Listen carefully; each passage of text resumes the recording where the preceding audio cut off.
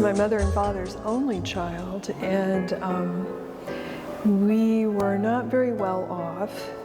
But the thing I remember the most is that they always believed in me, whether it was writing or art. And I always loved art and always loved creating. And they always supported me. And in fact, I just wrote a column about my father that's in today's paper, Tuesday, May 10th, about Father's Day and how that he would collect my art and keep it in a trunk. And it's still there today. He's passed on. But they always believed in me. And I always wanted to be an artist. But life kind of took a curve, and I got married and had children. And the church I went to wasn't real keen on women being artists. But I broke out of my shell, and in my 30s, I obtained a camera. And I never felt I could draw or paint to my satisfaction, but I could take photographs. I knew composition automatically, and I self-taught myself and became a magazine photographer and started getting some of my artwork in national shows. So that propelled me to feel like I could do this, that people appreciated my work. And from there, I progressed and eventually obtained a job with the Sedalia Democrat newspaper, where my art took a change from being fine art to journalism. So it's been kind of a wild ride.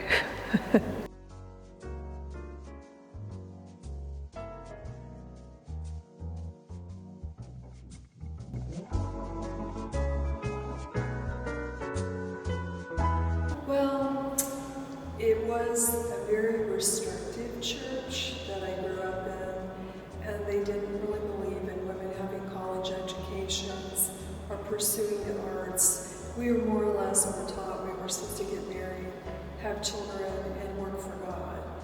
But in my heart, I knew that's not right. I knew that wasn't the way it was supposed to be. And so I gradually branched out on my own and became my own person. And eventually I was part co-owner of an art gallery here in town for about 8 years, which really didn't set well. But sometimes you have to open your eyes, especially as a woman, and realize we do have strengths. We are resilient. A lot of times we're stronger mentally than men. And through all the bumps and the hills and the valleys, I found my voice. And I feel like my voice has grown stronger over time.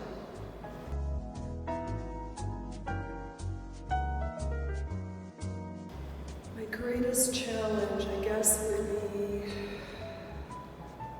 being accepted as a woman and as a photographer, because when I first started out in photography,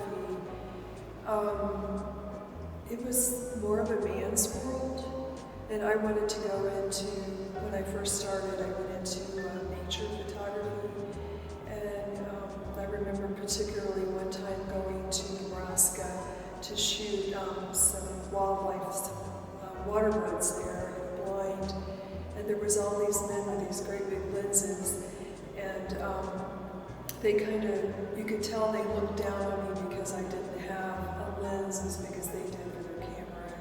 And they kept saying, "Are you cold? Do you need to go in?" And I'm like, "No, I'm fine. I'm here for the action."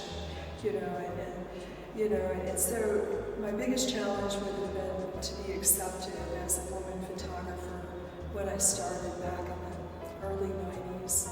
But I've come so far now that I don't really even think about that.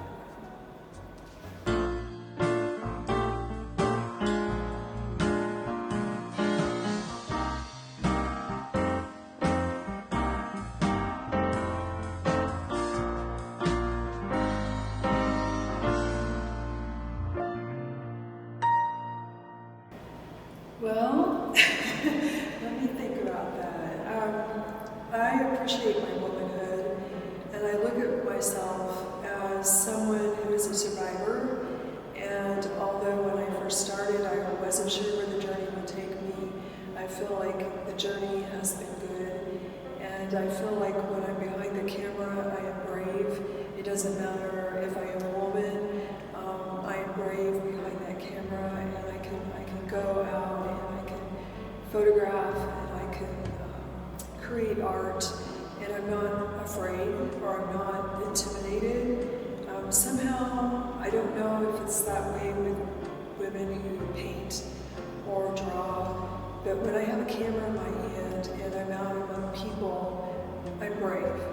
And I just think that it's my tool. It makes me feel secure. I remember getting National Geographic magazine from the library, and the first thing I would look at are all the photographs because I wanted to see the compositions and the different places all around the world that people traveled. So there was always a part of me that probably leaned more toward photography than other artistic endeavors, but I was always a very visual person and had a very large imagination.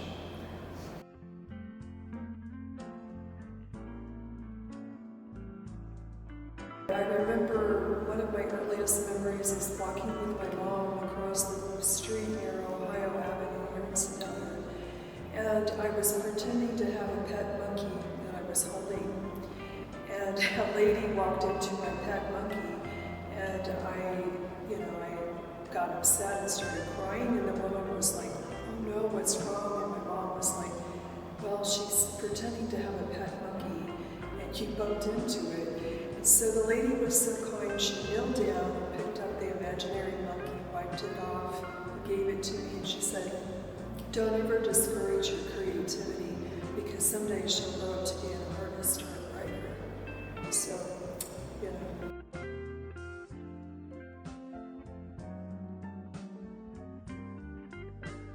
Well, I saw it was an all-women exhibition, and I thought, well, that's wonderful. It would be wonderful to be among other women artists and have my work also exhibited among other great women artists of all genres, sculpture, painting, drawing, and I just thought I would love to be part of that whole scheme of things.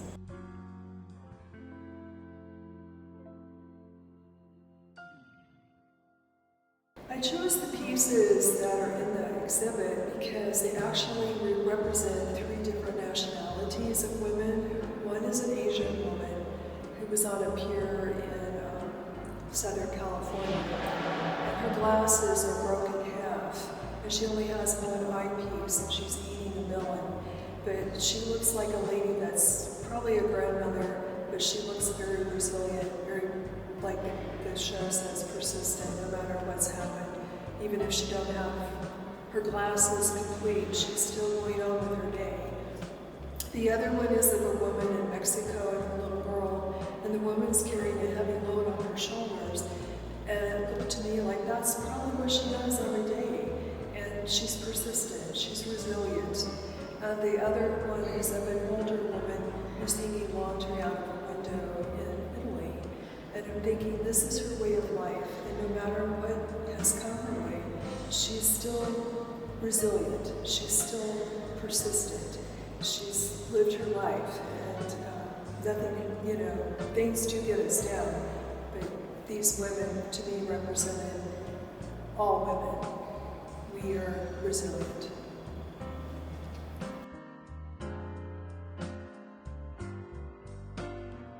Women have a voice, and we're creative, and we know how to speak through art.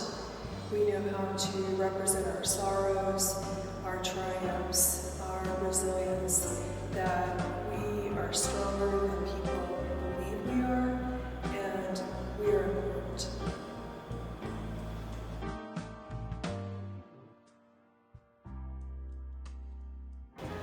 I would tell any young woman that wanted to be an artist that you should follow your dream.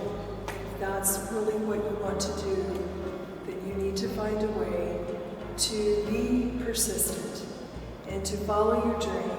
And no matter how long it takes, if that's your dream, it will come true. It took me a lot longer than I thought it would, but I'm very happy with who I am today and what I do.